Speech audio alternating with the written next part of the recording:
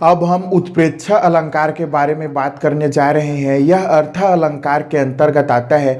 मैं आपको उत्प्रेक्षा अलंकार के प्रकार, नियम और उदाहरण के बारे में जानकारी दूंगा। उत्प्रेक्षा अलंकार को उदाहरण के साथ समझाते हुए इसके सारे बारीकियों से आपको अवगत कराऊंगा।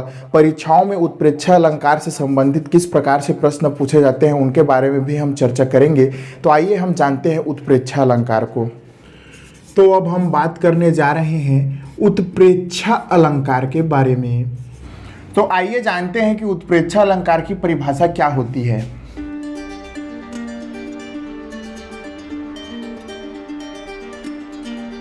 तो उत्प्रेक्षा अलंकार की परिभाषा हो गई कि जहां पर अप्रस्तुत को प्रस्तुत मान लिया जाता है वहां उत्प्रेक्षा अलंकार पाया जाता है।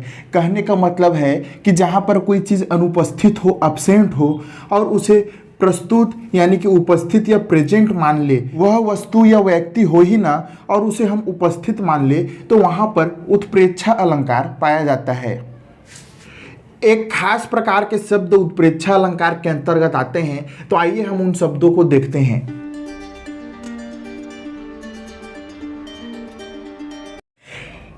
उत्प्रेक्षा अलंकार के अंतर्गत मनु, मानो, मनुहु, जनु, जानो, जनहु इस प्रकार से मानने वाले शब्द पाए जाते हैं। जैसे कि गणित में हम माना की करते हैं, उसी प्रकार से इसमें भी मानना पड़ता है, रहता नहीं है लेकिन उसे मानना पड़ता है। इस प्रकार से शब्द इसमें पाए जाते हैं। तो आइए हम इसका एक उदाहरण देखते हैं और उत्प्रेक्षा अलंकार को समझते हैं।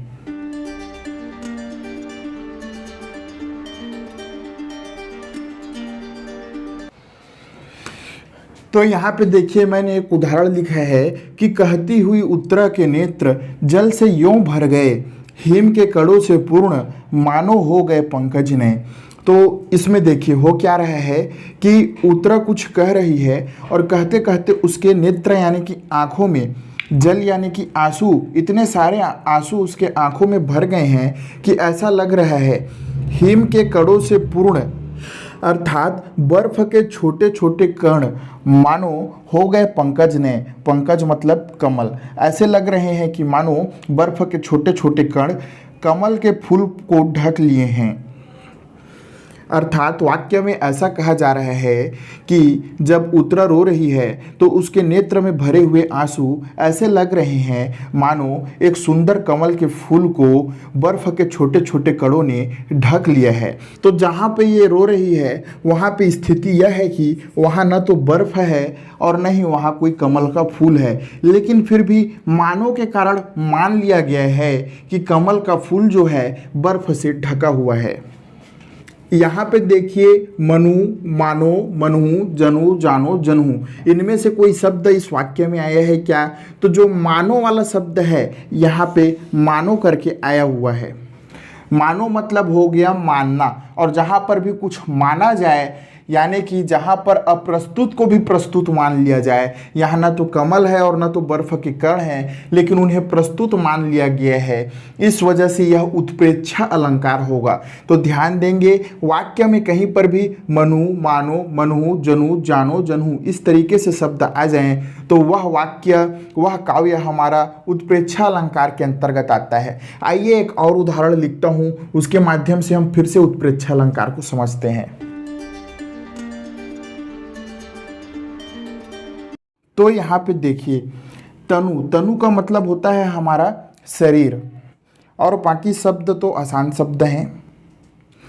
तो इस वाक्य में कहा जा रहा है कि गुस्से से हमारा शरीर कांपने लगा। अब तक ठीक था लेकिन गुस्से से हमारा शरीर कांपने लगा। मानो ऐसा लग रहा है जैसे कि सोता हुआ समुद्र, यानी कि सागर हमें जब शांत होता है तब सागर हमें अच्छा लगता है, लेकिन जब हवा का तेज झोंका पड़ता है और तेज तेज लहर आते हैं तो सागर को देख करके हमें डर लगता है। तो उसी प्रकार से कहा जा रहा है कि अब तक सब ठीक था लेकिन गुस्से के कारण शरीर कांपने लगा। उसको देख के मानो ऐसा लग रहा है जैसे कि हवा के जोर से सोता हुआ समुद्र जाग उठा है। तो यहाँ पर भी ध्यान देंगे कि जो मनु, मानो, मनहु, जनु, जानो, जनहु है, इनमें से एक शब्द मानो यहाँ पर फिर से आया है। तो वाक्य में जहाँ कहीं भी मानो या इस प्रकार से शब्द कोई आ जाए तो वहाँ उत्प्रेक्षा अलंकार होता है। अब हम उत्प्रेक्षा अलंकार के प्रकार के बारे में बात करते हैं। उत्प्रेक्षा अलंकार के प्रकार, तो उत्प्रेक्षा अलंकार का पहला प्रकार होता है हमारा वस्तु प्रेक्षा अलंकार। दूसरा प्रकार होता है हमारा हेतु प्रेक्षा अलंकार। तीसरा प्रकार होता है हमारा फलोत्प्रेक्षा अलंकार। तो इस तरीके से उत्प्रेक्षा अलंकार तीन प्रकार के होते हैं, वस्तु प्रेक्षा अलंकार, हेतु प्रेक्षा अलंकार और फलोत्प्रेक्षा अलंकार। यहाँ पे देखिए उत्प्रेक्षा अलंकार, इसका परिभाषा है कि जहाँ पर अप्रस्तुत को प्रस्तुत मान लिया जाता है वहाँ उत्प्रेक्षा अलंकार पाया जाता है। इसके अंतर्गत मनु, मानो, मनहु, जनु, जानो, जनहु इस प्रकार के शब्द पाए जाते हैं। उदाहरण देखते हैं। पहला उदाहरण है हमारा, कहती हुई उत्तरा के नेत्र जल से यों भर गए, हिम के कड़ों से पूर्ण मानो हो गए पंकज ने। तो इसमें देखिए मानो शब्द आया है और मनु, मानो, मनहु, जनु, जानो, जनहु इस प्रकार से कोई शब्द आते हैं तो वहाँ पे उत्प्रेक्षा अलंकार पाया जाता है।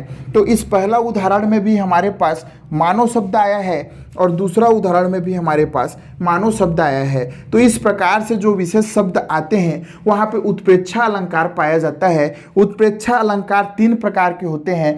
पहला है हमारा वस्तु प्रेक्षा अलंकार, दूसरा है हमारा हेतु प्रेक्षा अलंकार और तीसरा है हमारा फलोत्प्रेक्षा अलंकार। तो इनके प्रकारों के बारे में हमें उतना विशेष गहराई से नहीं जानना है, खाली इनका नाम बस याद रख सकते हैं। उम्मीद करता हूँ कि उत्प्रेक्षा अलंकार आपको समझ में आया होगा।